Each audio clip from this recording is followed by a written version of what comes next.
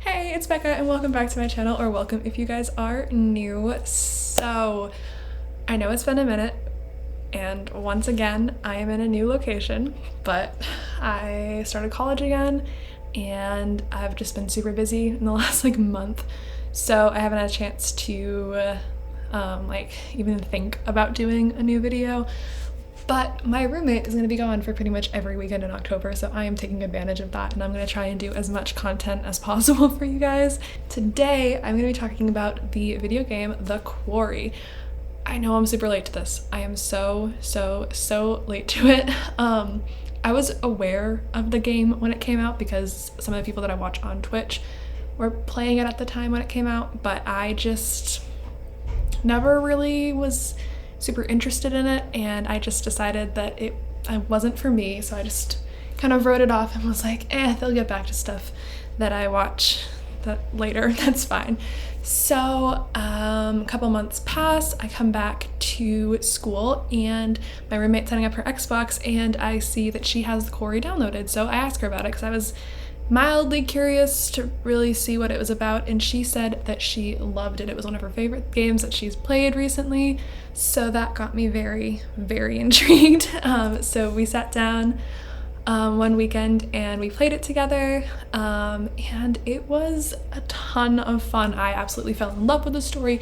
I thought it was so cool, so I thought today would be a fun time to just talk about it.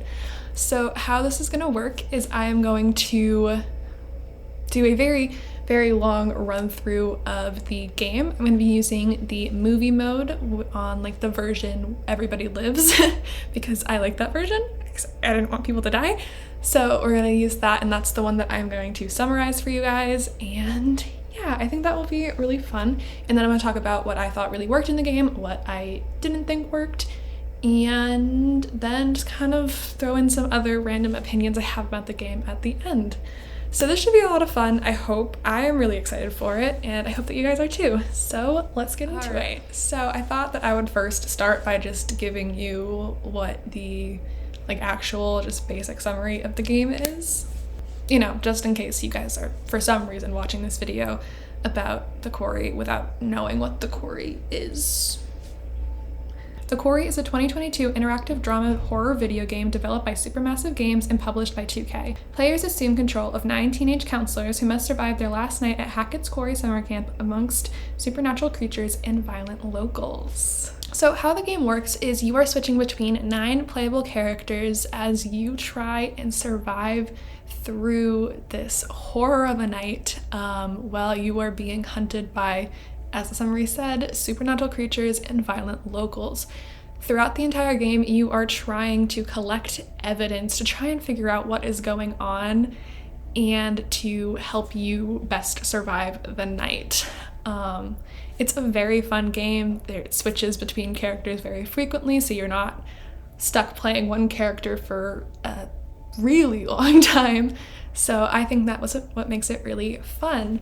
So before I get into the summary, I'm also gonna just kind of do a rundown of all of the playable characters so you can get a better idea of who they are.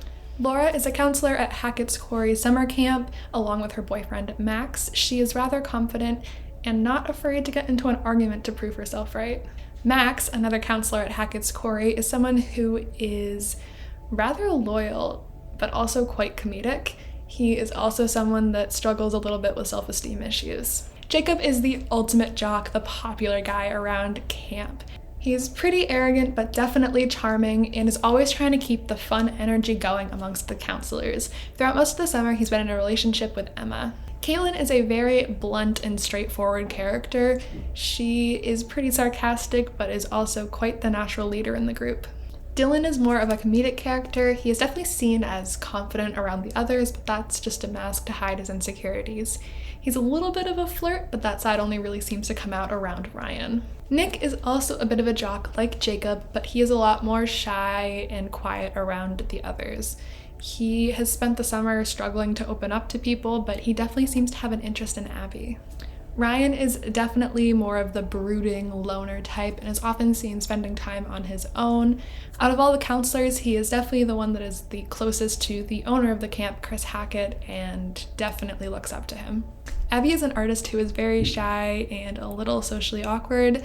She is very close with Emma, and despite having a crush on Nick for just about the entire summer, she hasn't been able to make any sort of move towards him. Emma is your very stereotypical popular girl who has a rather large social media following. She is pretty close with Abby and has spent the entire summer having a fling with Jacob.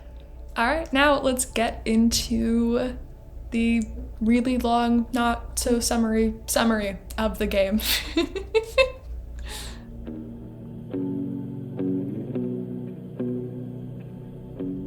The game opens up with Laura and Max driving through the forest. The pair is attempting to make their way to Hackett's Quarry summer camp a night early, but we soon find out that they're very lost. Max is sure that he knows where he's going, Laura is uncertain, but they don't get much time to argue before they spot and almost run into something that looks like an animal in the road. Max swerves to avoid hitting it and causes them to drive off the road and into the forest. The two are completely fine, just a little shaken up, and Max says that he's going to try and fix the car. Laura thinks that there's a chance that they may have hurt someone in the road and goes exploring in the forest in case that was the case and they did actually run into somebody. As she goes off on her own to explore, she hears vague whispers that sound a lot like a female voice. She eventually runs back to the car upon hearing something whisper directly into her ear. Laura urges Max to get back into the car and to get out of there, but before that can happen, a sheriff shows up outside their window. He starts to ask them questions about what happened here, and the entire time he's giving off major creepy vibes. Both Laura and Max seem very uncomfortable with him around, but he's able to help them get their car out of the forest. Once the car is out, he asks them where they're going, to which Laura tells him Hackett's Quarry summer camp. Immediately the sheriff tells them that that's not going to happen, and that they're going to go to a nearby motel for the night. Laura is rather defensive, trying to get an explanation out of this guy, but he is not having it. He ends up having her get out of the car and show the location of the motel on the map. Laura is able to trick him into showing her where Hackett's Quarry was as well before he leaves. Rather than listen to the very creepy sheriff, the two make their way to Hackett's Quarry. Once they get there, they see that the owner's car is there, but there's no response at the door to the lodge. This is where Laura reveals that she never actually spoke to Chris, the owner, before they left, and that she only left him a voicemail and just kind of assumed that would be enough. Did you actually even talk to Mr. Hackett, or did you just leave a message? Well, what's the difference? This is the difference. Max is obviously pissed, and rather than going to the motel for the night, Laura suggests that they look around the place to see if they can find anything. Max begrudgingly agrees, and Laura starts to look around. Laura makes her way to a locked cellar entrance, and when she looks through the crack between the doors, she sees something staring back at her that immediately runs away further into the cellar. She calls for Max to help and for him to bring some tools to break open the lock on the cellar. She's convinced that there's someone in there that is hurt. She breaks the lock, and the two start to investigate the basement. Laura finds a bloody collar with the name Ian written on it, and very soon finds a rib cage that is covered and surrounded in blood. She's pretty freaked out by this and suggests that they get out of there. Before that can happen, something jumps out from the darkness and attacks Max. He's injured and neither of them are sure what did it, but Laura tries to get him out of the bunker before the creature grabs him again. Laura doesn't get the chance to go back for him because the sheriff from earlier shows up and injects something into her neck. He fires a couple of shots into the bunker before shouting, "Does this look like the goddamn Harbinger Motel to you?" Does this look like the goddamn Harbinger Motel to you?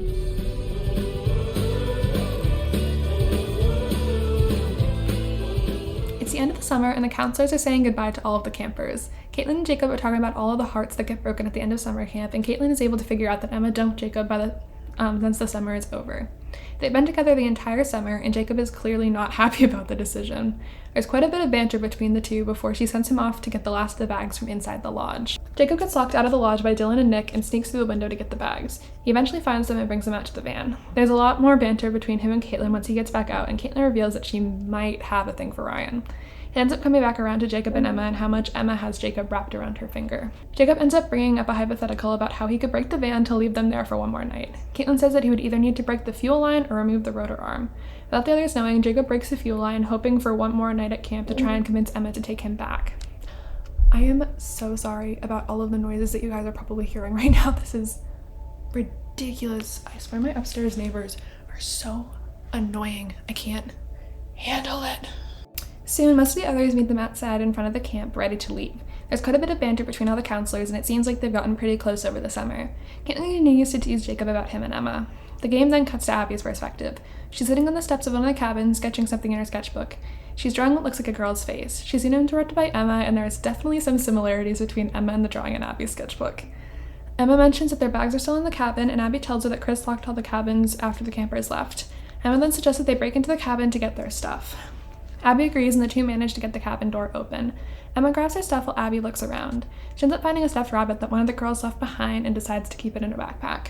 She meets back up with Emma, and the two take their golf cart back to the entrance of the camp. On the way back, Abby asks Emma how she can be so positive and outgoing all the time, and Emma explains that it's all just turning up her personality several levels. It's not faking it, it's just being like an extra version of yourself. The topic soon turns to relationships, and Emma pressures Abby into telling her what's going on between her and Nick. She says nothing has happened and that nothing probably would. Emma then says that she just needs to go for it, but Abby just kind of dismisses the idea. Eventually, the two make it back to the others and are getting ready to leave. Ryan joins the group, and all the counselors are together for the first time in the game. Chris finally shows up from inside the lodge and checks in with everyone to see if they're ready to get on the road. After Dylan was denied a charger from Chris, Ryan offers to share his headphones with him on the ride back, before heading inside to talk with Chris for a little while and to get the keys for the van. Once inside Chris's office, Ryan is ushered out while Chris has to take a phone call. He ends up listening to his podcast while he waits. Once the phone call is over, Ryan asks Chris for some advice about what to do in the fall in regards to school. We learn that Ryan lives with his grandparents and his sister, but he's trying to decide if it's really worth going to art school and leaving his sister behind. Chris doesn't really give him any advice. He only says that family is important before changing the subject to the van keys. It takes him a moment, but he finds him in a coffee mug. Before the two leave the office, Ryan asks Chris to say goodbye to Caitlin and Caleb, his kids, because they left so quickly and he didn't get a chance to say goodbye to them. Chris just sort of shrugs him off and says that he'll see him next year. They eventually make their way back outside, and Chris gives the keys to Jacob.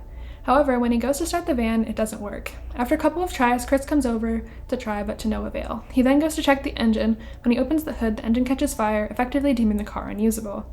Jacob acts like this is such a bad thing that they have to say, but he seems pretty eager to spend another night, because he's the one that did it. Chris is visibly nervous and makes a beeline for his car, beckoning Ryan over. He tells Ryan that he needs to keep the other counselors together and inside of the lodge for the rest of the night, and that's really important that he does this. Ryan seems confused by this, but based on how anxious Chris seems, he goes along with it. As Chris drives away, he shouts back to the others to lock the doors and to keep the goddamn noise down. Everyone is pretty confused about what just happened, and Ryan relays the information that Chris just told him to the others. Rather than going along with that, Dylan suggests that they throw one last party now that all the kids and all the adults are gone. He wants to do a big bonfire down by the lake. Jacob is immediately into the idea, and everyone else follows along. Abby, and Ryan especially, are nervous about the idea but decide to go along with it anyways. Jacob then splits them up into pairs to go and get supplies for the party. Before the chapter ends, we see two men watching them from the forest. One of them is covering himself in some sort of red liquid, most likely blood, and we can see them putting up a hunting season sign.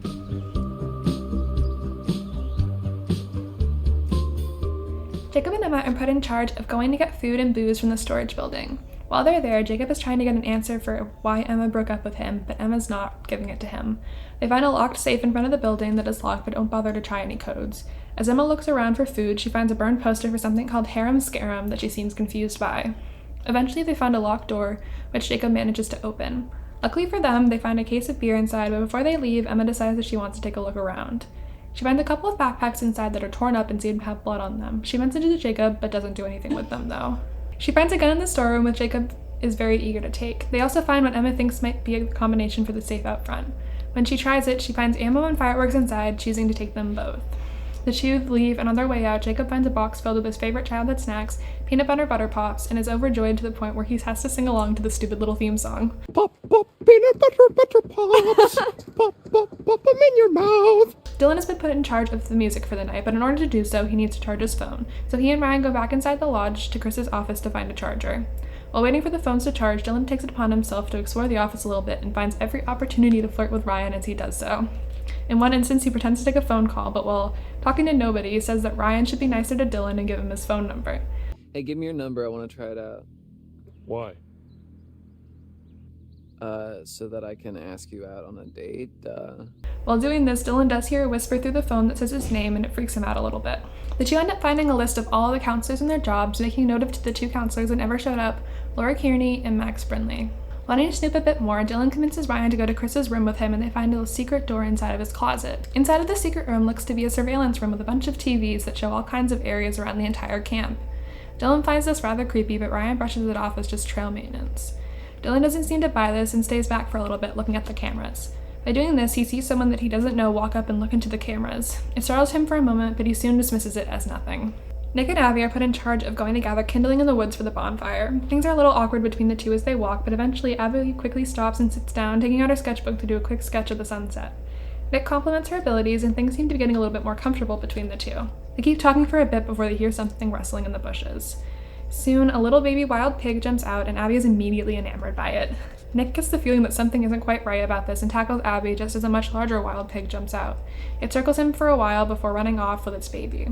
Abby is taken over in a fit of giggles, commending Nick for his bravery as she does so. Caitlin has been down at the fire pit getting everything set up down there. As the sun is setting, she stops to take a picture and notices what she thinks to be a person on the island in the middle of the lake near the camp. She mentions it to Dylan and Ryan, who are the first to join the group, but eventually dismisses it. Dylan tells her about the security cameras in Chris's closet, but Caitlin seems to agree with Ryan that they're most likely for trail maintenance and are nothing to worry about. The others show up soon as well, and Jacob is proud to announce his acquisition of peanut butter pops. Nick is also very excited about this, but Jacob doesn't really seem to want to share, suggesting a shoot-off for them instead. Caitlin seems rather alarmed with the gun, quickly taking it from Jacob and lecturing him on being safe with it. Eventually, she does agree to referee a shootout between the two boys, and they all head to the shooting range. Once there, she gives them another lecture about how to be safe with the gun, and Nick goes first. He does well, getting 3 shots dead on. Jacob goes next, and it absolutely fails, much to his own dismay. Nick starts taunting him before the two are startled by Caitlin hitting a shot dead on as well. The game then cuts back to the fire pit, only now the night has officially fallen.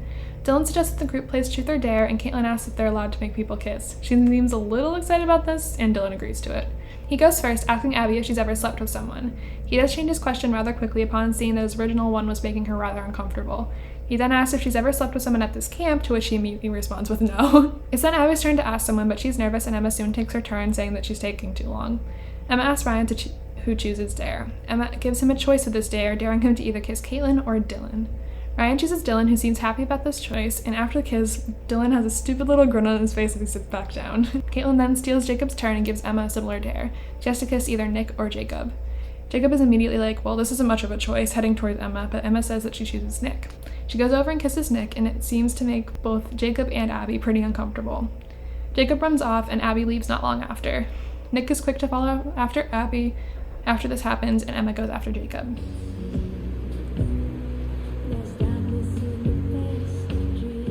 Once Abby is in the woods, she starts to realize that she doesn't really know where she is, and there's a lot of creepy sounds around her. She soon hears Nick calling for her, and she calls back, finally reuniting with him.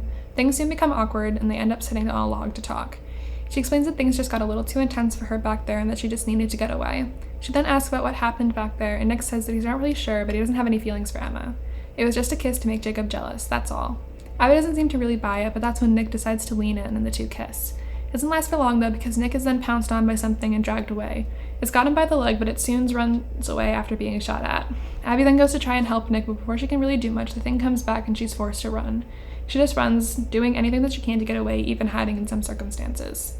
The game then cuts to Jacob, sitting on the dock by the lake, crying. The whole thing at the bonfire really upset him. Emma soon finds him and tries to get him to cheer up, but it's not really working.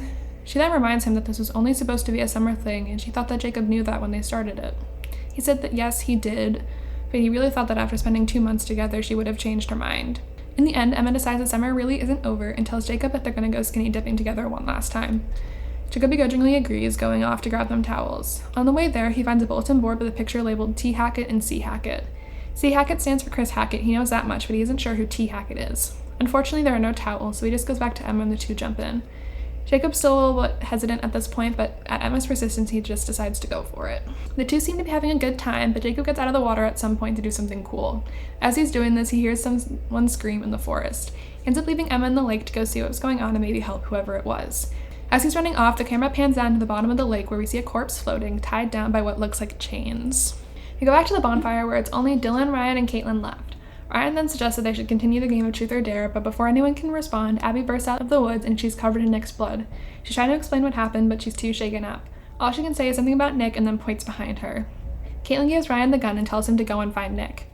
Ryan races to the woods, taking as many shortcuts as possible to get there as fast as possible. Once he finds Nick, there's no monsters around, but Nick is being dragged away by a large, burly man. Ryan shouts for him to drop Nick, but that doesn't work. Ryan then decides to shoot at him, which causes him to drop something.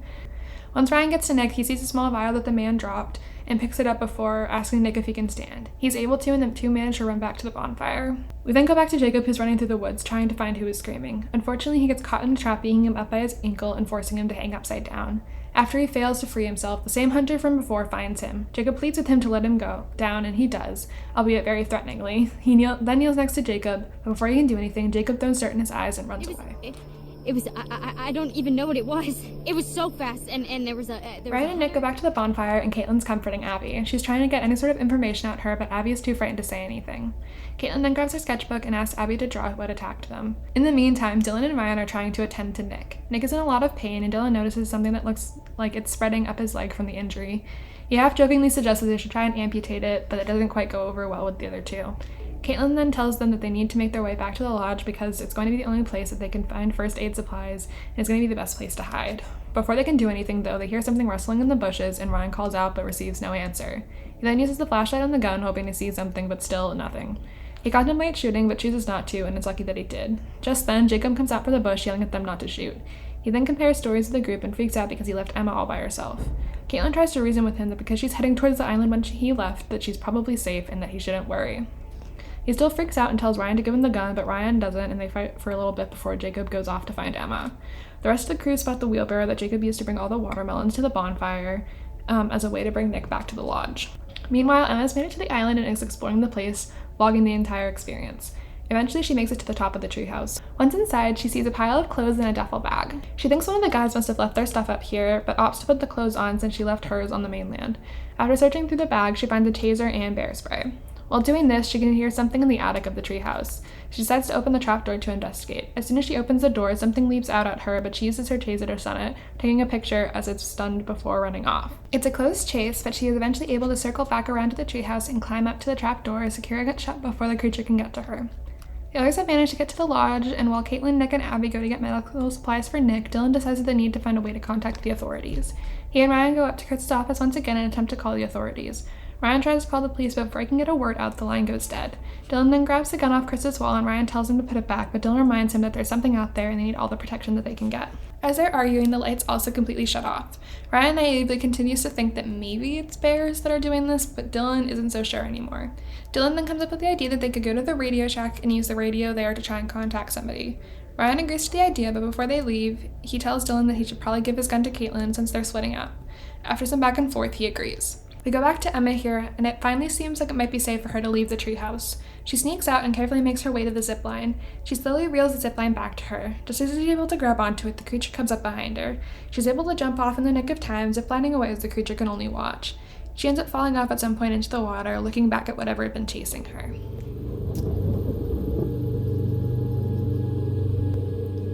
We head back to the lodge with Nick and Abby talking. He thanks Abby for trying to save him back in the woods. Caitlin then comes back and tells the others about Dylan's Radio Shack plan. She isn't there for long before they hear something upstairs. It isn't Dylan or Ryan because they'd already left. Caitlin says that she's going to go investigate, and Nick tells her to be careful. Once she gets upstairs, she sees the same hunter that we've already seen a couple of times. She follows him around for a good while, but eventually she gets caught and he manages to take the gun away from her. At the same time, Nick is trying to talk to Abby about what life will be like after this, but Abby's having a hard time focusing on the conversation. This is where things start to seem a little bit off about Nick. Some of the things he's saying seem a lot more forceful and even a little bit bitter, which is not at all like the Nick that we're used to. Caitlin comes back at this point, telling them that they need to hide. They end up hiding for a little bit before making a run for the window, but before they can get out, the hunter shows up and grabs Abby. Nick then runs at him, saying that she's his, and manages to grab the hunter by the neck, choking him until he falls, and giving the others enough time to escape. Then go to Dylan and Ryan talking on the way to the Radio Shack. Dylan explains how he was able to clean up the whole thing and get it running again after years of neglect. Eventually, they make it to the Radio Shack. Outside of the shack, Dylan notices very long claw marks etched into the side of the building, and he gets a picture of them. They head inside, and Dylan starts to explain all the different things inside of the shack. He then explains how the whole thing is supposed to work, and then gives one of the best speeches that he ever could to send out to anyone who might hear. Hello, how's it going out there? This is, we need help. We are counselors at Hackett's Quarry summer camp, and there's been a horrible accident, attack, some stuff bad here. We need your help. There is a swarm of bears, and they are everywhere, and there's these hunters too, and they seem to be shooting at the bears, but also at us, which is not good, and a few of our friends are hurt, and we are in desperate need of help, so please, there's vicious bears, and we don't know what to do, so please come help us. SOS, this is an emergency. Save our ship. Come on down, please help us. Did I do good? Was that... Swarm of bears? After this, Ryan spots something outside the window, something that is clearly not a regular animal, but chooses not to say anything to Dylan. The pair then decide to see if they can hear anyone transmitting anything back to them. They end up hearing what sounds like 2 male voices talking about 2 people in the Radio Shack. Both Ryan and Dylan are very confused, not sure if they're talking about them, but unsure of who else they could really be talking about.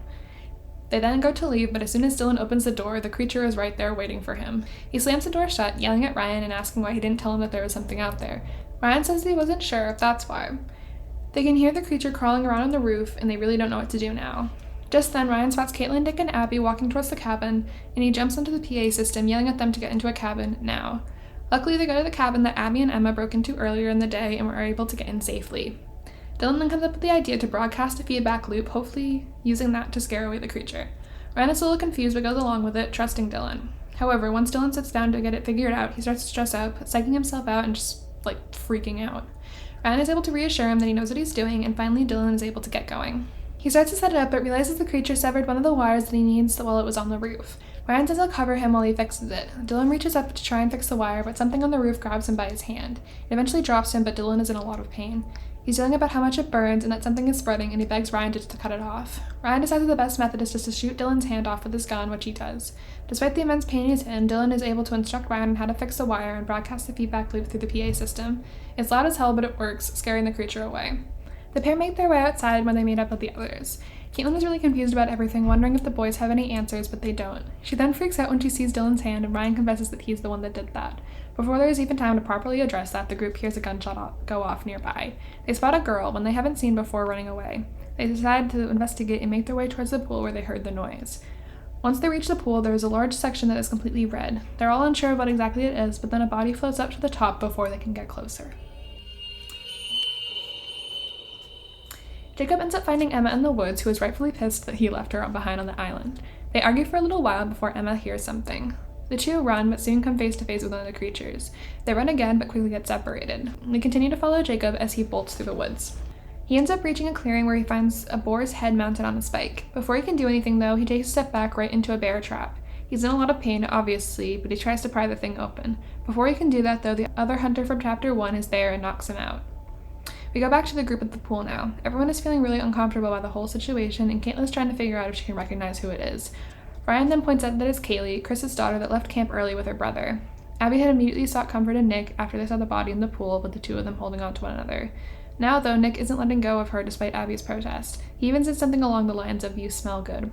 This is absolutely not like the Nick that we're used to. The others are too preoccupied in trying to figure out what they should do to notice that something's happening with Nick and Abby.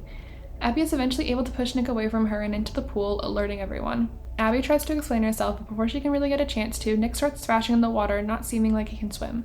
This isn't the case, they all know how to swim, so the whole situation seems really strange.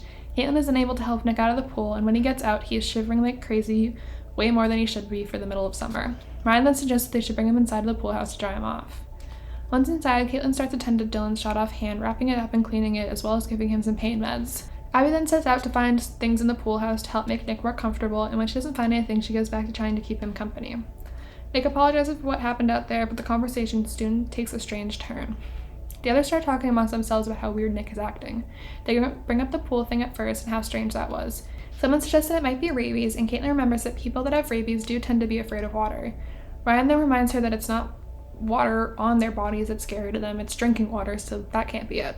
Caitlin then brings up Nick's injury. She says that when they were at the lodge, she saw that his clothes were torn, but she couldn't find where he was bit or scratched, and he just kept trying to move away from her like he didn't want her to see his injury. Back with Abby and Nick asks Abby if she likes him. Abby doesn't really give him an answer, but Nick is insistent, asking her again and then just to please tell him. She tells him that she's enjoyed spending the summer with him, and Nick is getting frustrated now. He says that that's such a cop-out answer.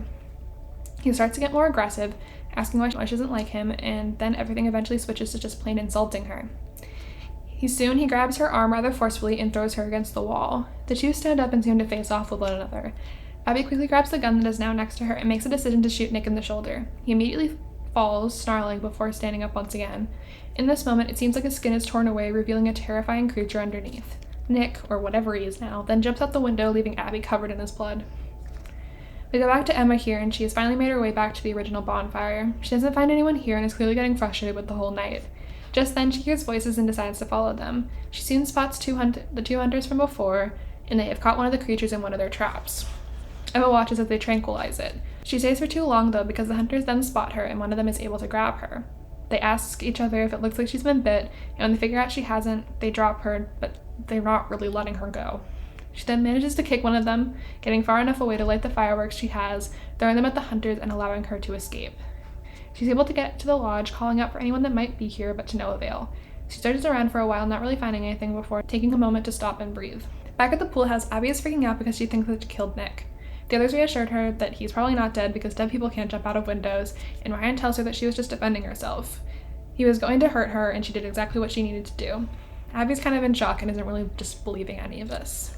Before they can do anything else, Ryan spots someone outside the window, immediately pointing the gun at the door. The person outside asks where the hell Chris Hackett is. She then says that she needs help and that it isn't safe out there. Ryan isn't convinced and asks who she is. She says her name is Laura Kearney. Dylan recognizes her as the name on the list of counselors that were supposed to show up, and she confirms this. He then tells Ryan that he thinks he should trust her and lets her in. Ryan is still uncertain, but decides to listen to Dylan and opens the door. Laura looks a lot different here than when we last saw her. The most notable difference is that she now is sporting an eye patch over her left eye with 3 long claw marks extending past it. So, why didn't you come? Once inside, Laura starts to explain her story. She starts out by saying that her and her boyfriend Max didn't show up to camp only a day early.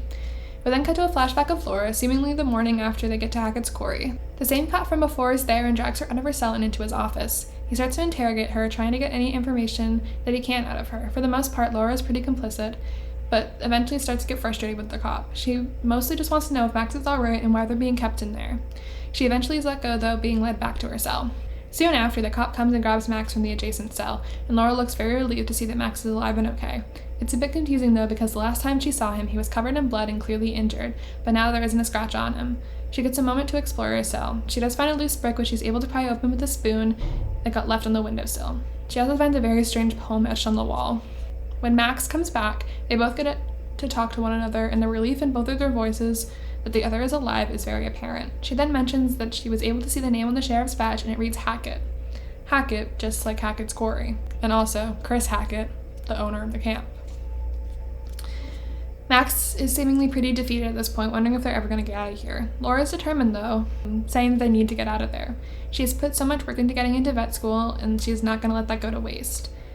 There's then a moment where she confronts Max about the rejection letter she found in the back of their car. They argue about it for a bit, but the conversation really doesn't go anywhere. At some point, Max brings up a crazy suggestion to her about what might have happened the night they got captured. Werewolves. It was a full moon, and that would be a good explanation for what attacked them and why he doesn't remember anything.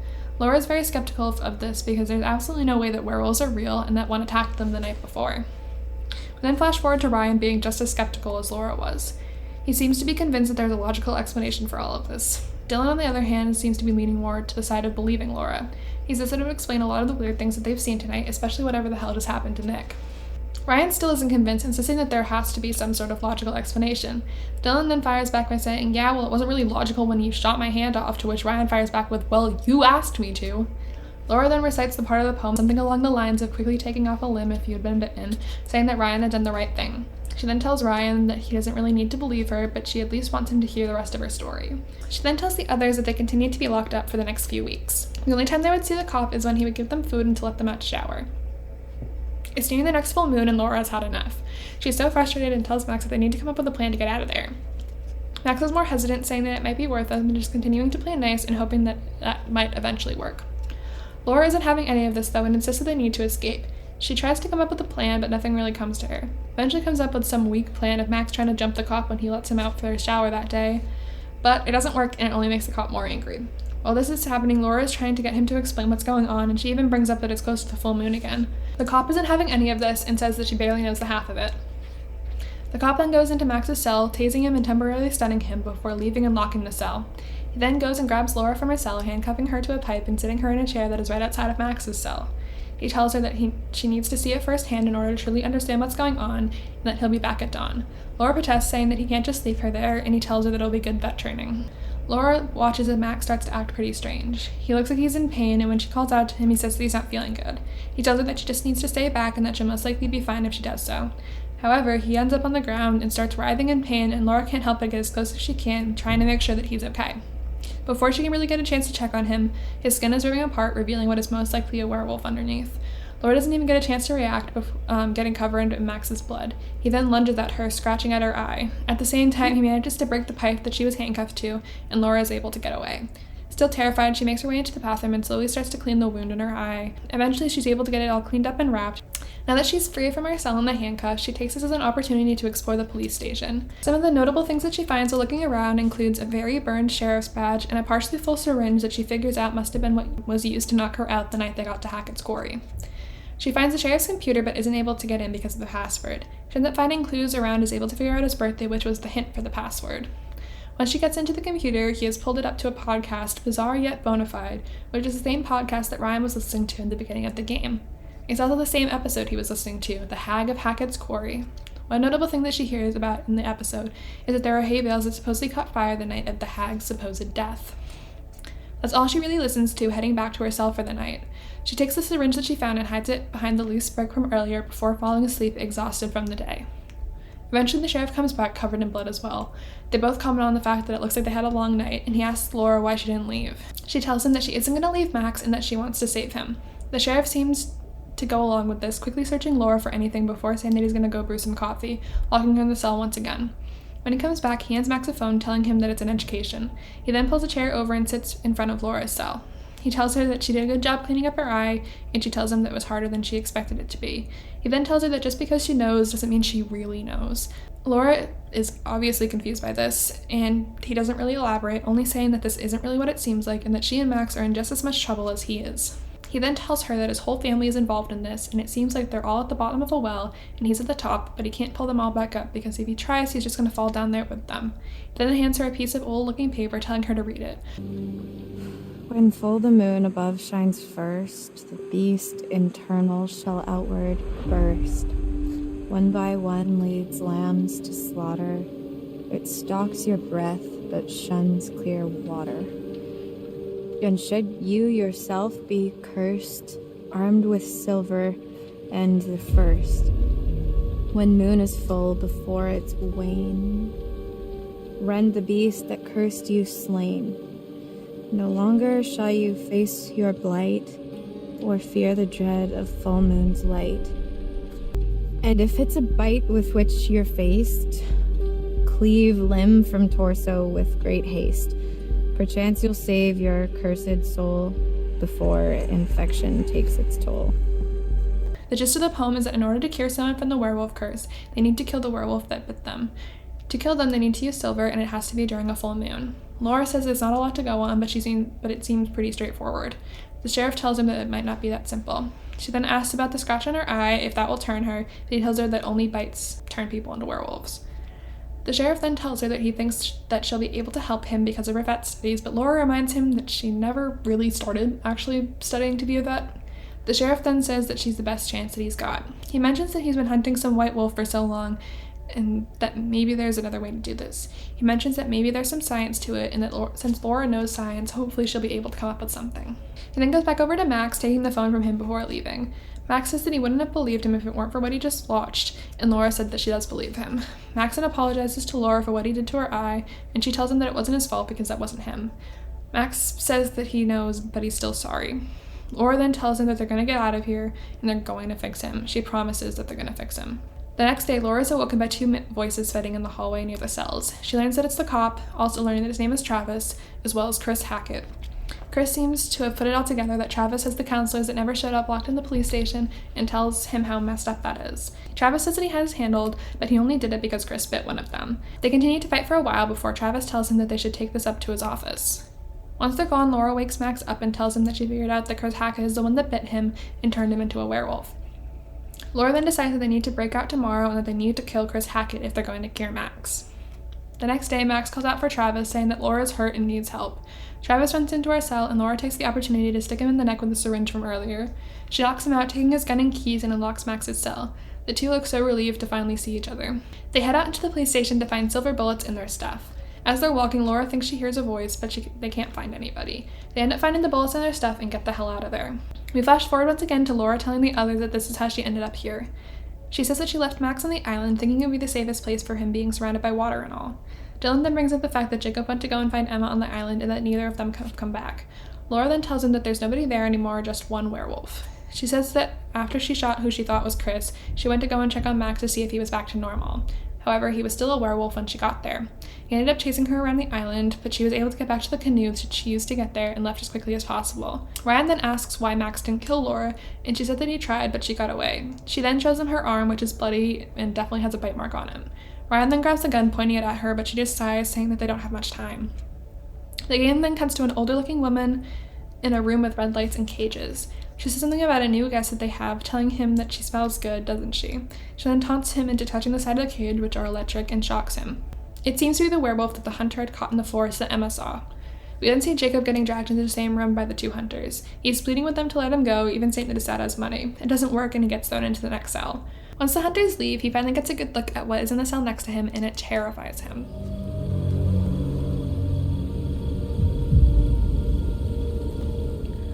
Laura once again asks where Chris Hackett is, like where he would be whenever there isn't camp.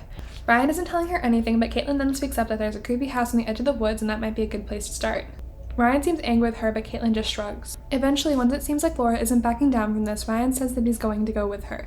He says that he's going to prove to her that Chris has nothing to do with this. The two argue for a while, but eventually Laura gives in. Ryan tells Caitlin that she's going to need to try and fix the van because they're going to need a way to get out of here once this is all over. Throughout most of the walk to the house, Ryan is trying to convince Laura that Chris would never do something like this, and Laura is telling him that she knows Chris is responsible. They're getting nowhere with this conversation, but they eventually reach the gate of the house. They continue arguing here, and Laura tells Ryan that if there was another way to do this without killing Chris, she'd be all for it, but right now this is the only way to do it. There doesn't seem to be a way to get past the gate, but as they're walking around, they end up falling through some old wood that is covering the entrance to some sort of cavern. They land in some water, and Laura freaks out, just like Nick did. She's able to get out, but when she does, she notices the bite mark on her arm is gone. Ryan then tells her to take the eye patch off, and she finds that her eye is fine and that she can see. She then says that they don't have much time, and they start making their way out of the cavern. As they're walking, they hear a woman's voice a couple more times. Eventually, they reach some tunnels and realize that they are in rum-running tunnels. We go back to Caitlin, Dylan, and Abby as they make their way back to the lodge. Dylan comments on how trash the place is, and Caitlin says that it's her fault from her run-in with the hunters. They make their way out front to the van, but before they can get close, Caitlin stops them because she thinks something might be inside.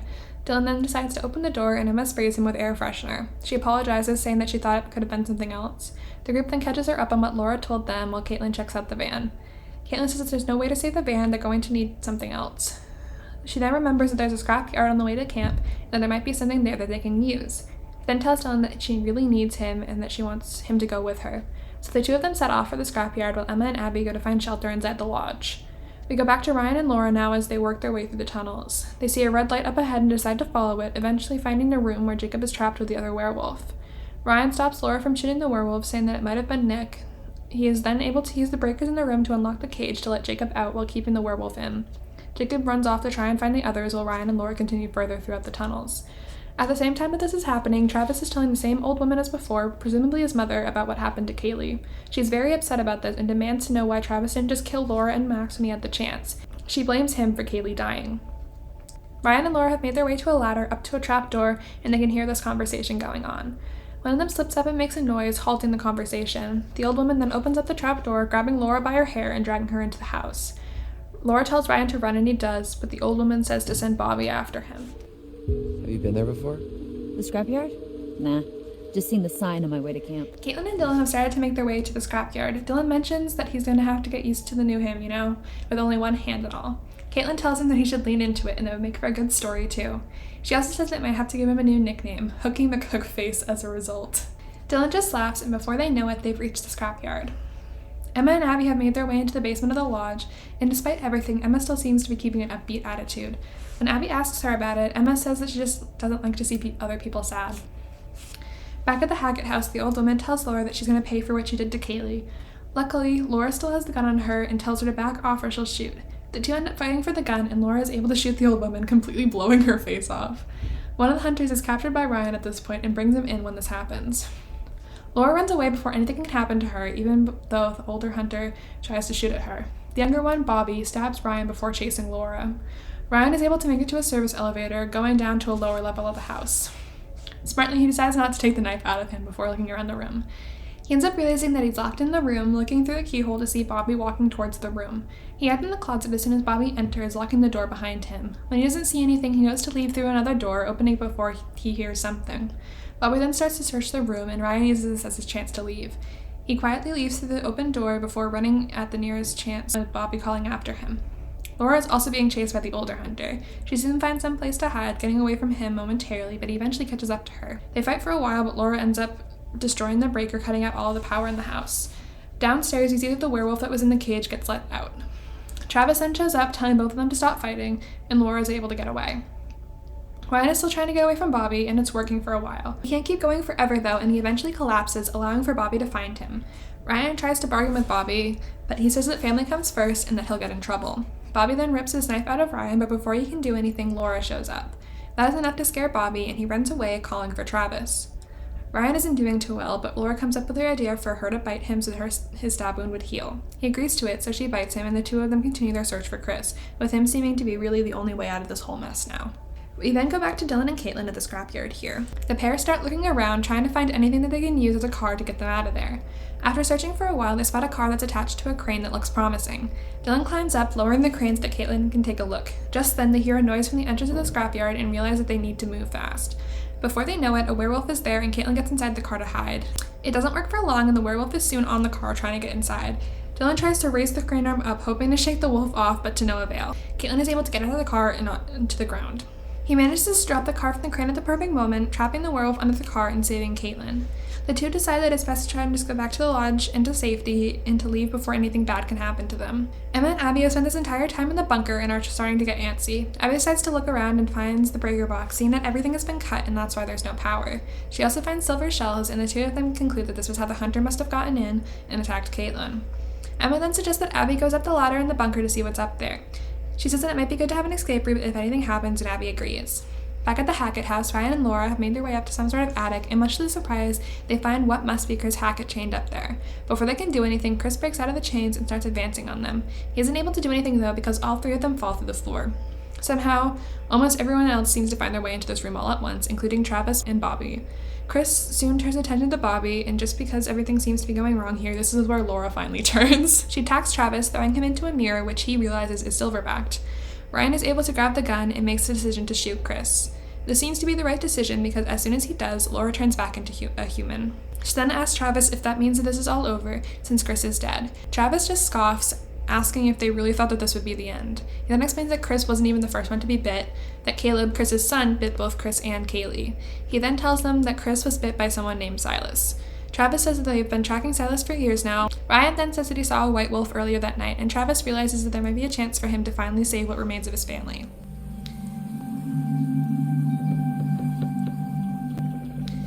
We finally get a glimpse of what happened to Max. He's been turned back into a human and is somehow stuck in a tree.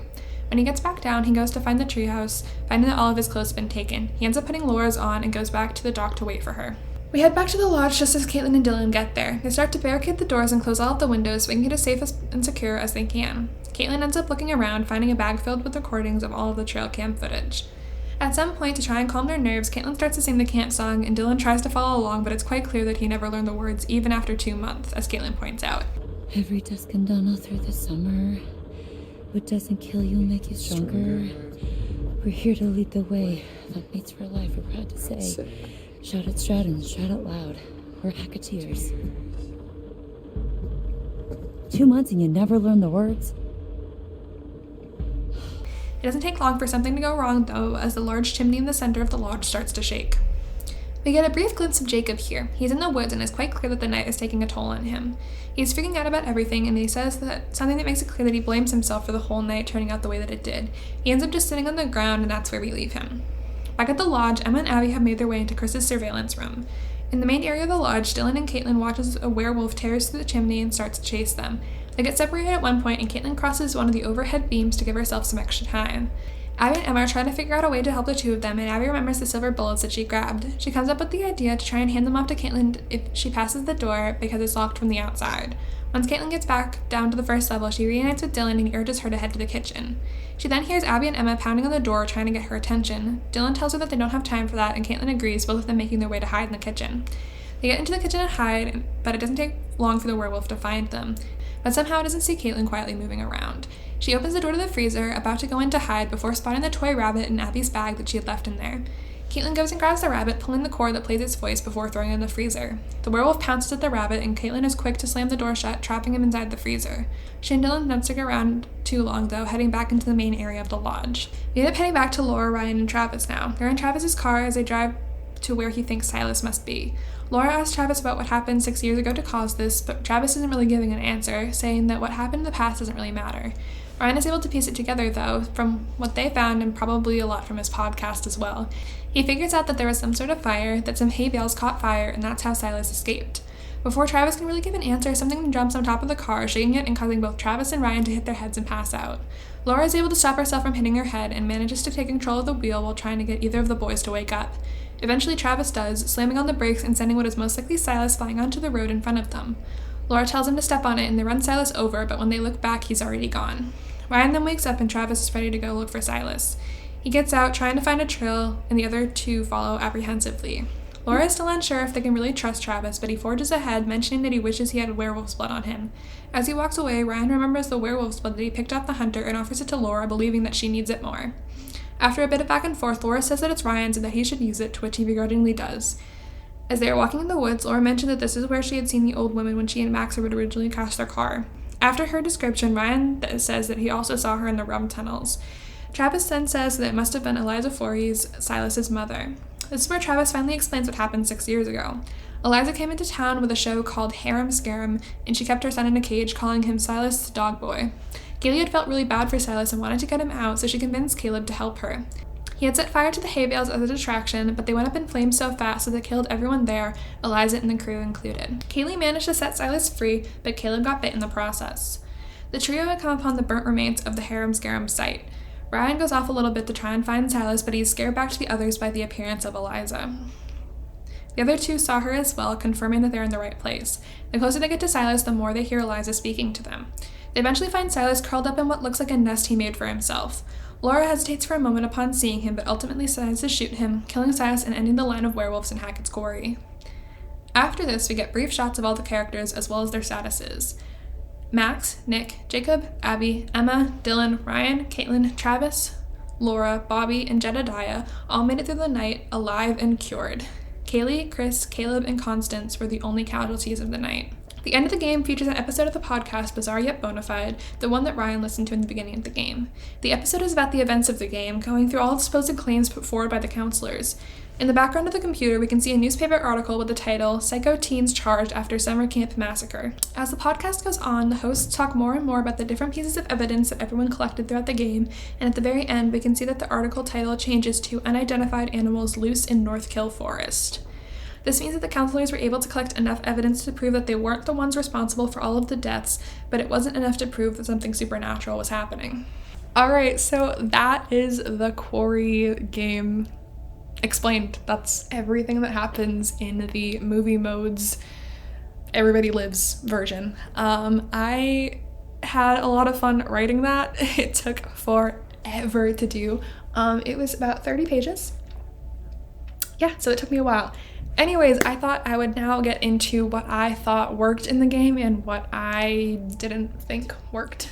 So one of the things that I thought really worked in the game was the introductions of all of the characters. I thought that starting out with Laura and Max and kind of getting to know them, but also kind of getting introduced to the world and what is happening very early kind of put you really in the mood for the game and really got you invested into what might happen in the story later on.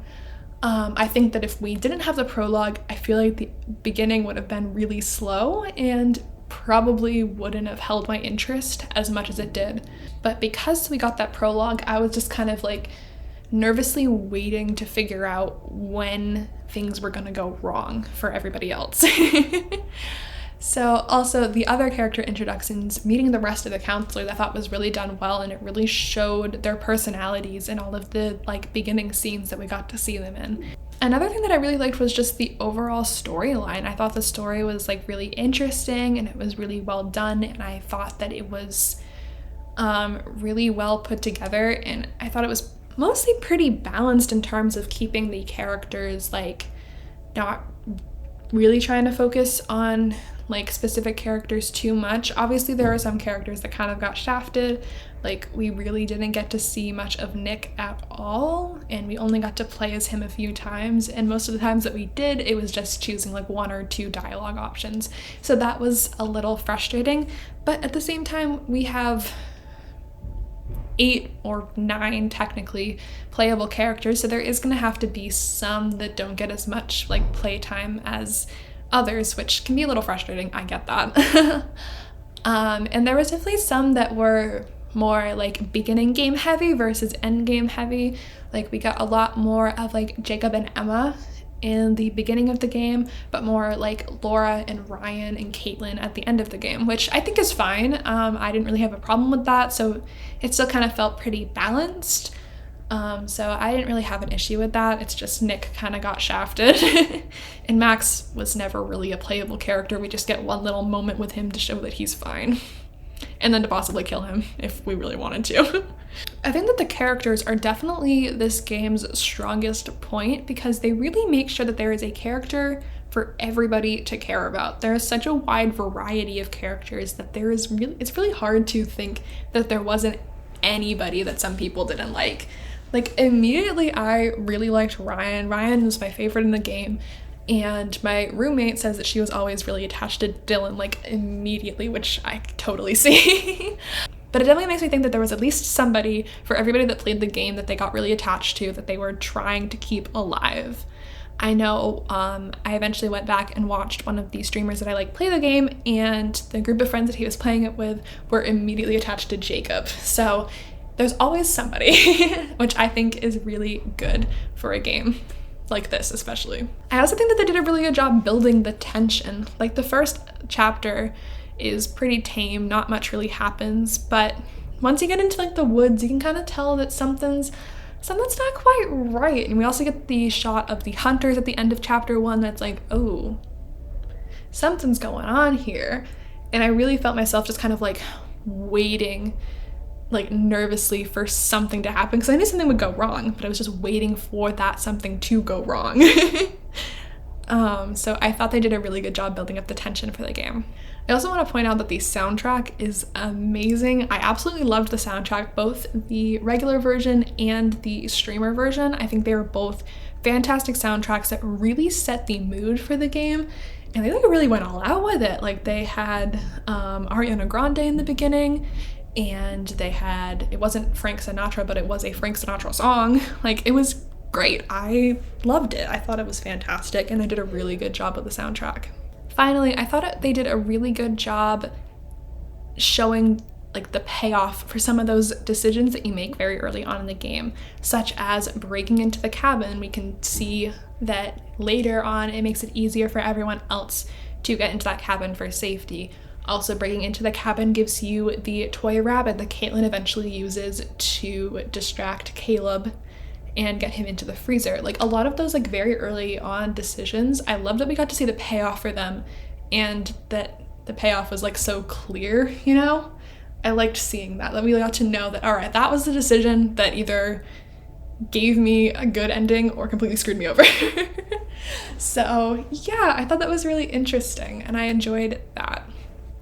Now on to some of the things that I didn't think worked as well. First off, I didn't like the ending. I kind of thought, okay, let me rephrase it. I think the idea of the podcast as an ending was a good idea, but I didn't like that was really the only ending that we got. I think they should have had that, kept it with the credits.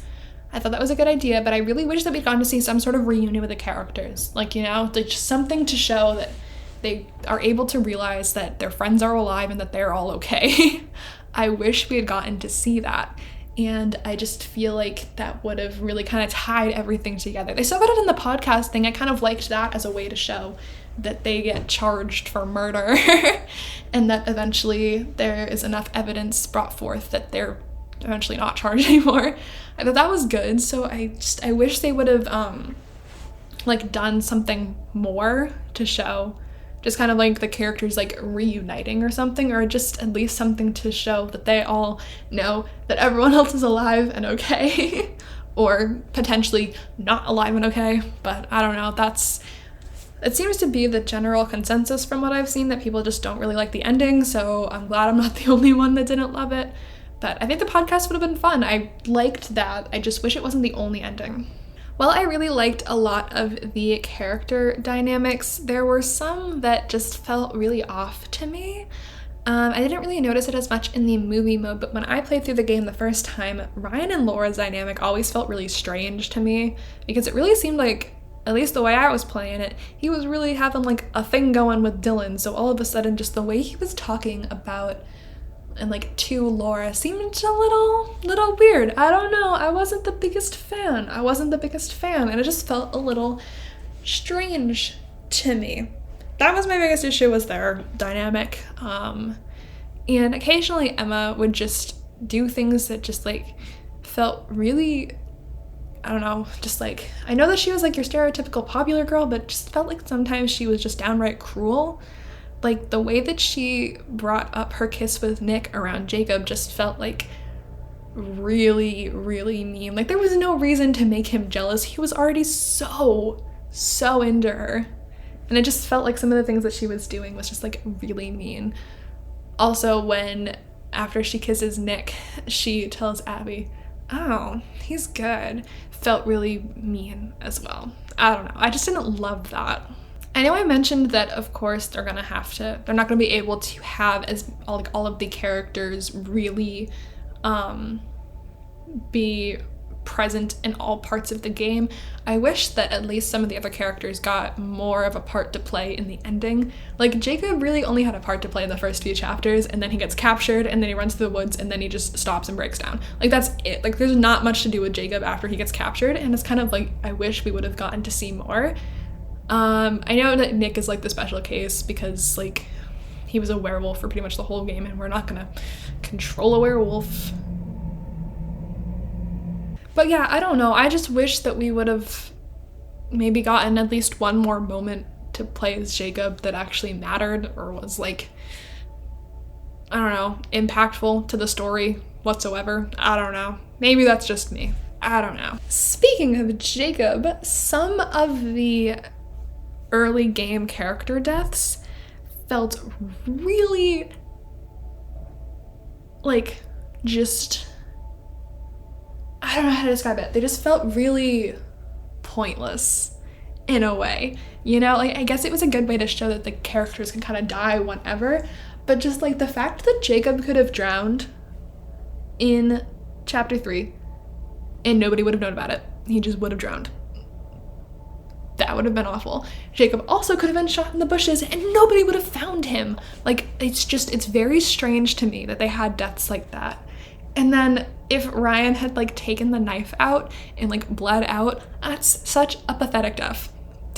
That is such a pathetic death. Like, come on. Like, I just, I feel like some of the deaths they included were just kind of deaths for the sake of having a character die, you know? Like, I feel like they included those Jacob ones just so they'd have some early game deaths, but it just felt very, like, I don't know, like, just, like, only there to show that characters can die in this game, and it just really, I was not a fan of it at all. Also, one last little thing that bugged me in the game, why couldn't we walk fast on the stairs? Ugh, stairs killed me, they were so slow. Like, we could walk fast everywhere else. People run up the stairs all the time. I do it all the time, 2 steps at a time. Like, just give me every other step, let's go. Like, it's just like, pick it up faster. It just very much slowed down the game, and I wish they would have done something to change that. I kind of wanted to wrap this up by talking about the ending that I got in my game. Basically, I got the same exact ending as the movie mode version that I talked about, where basically everyone survived except Chris, Caleb, Kaylee, and Constance, because I don't know, I guess I can kind of explain why I got those endings, or why I killed those people. So I killed Constance because I thought that if I didn't shoot her, she was gonna take the gun and shoot me as Laura, and I didn't want Laura to die. So I thought that was the only way. I only afterwards found out that no, you can get away with not shooting her.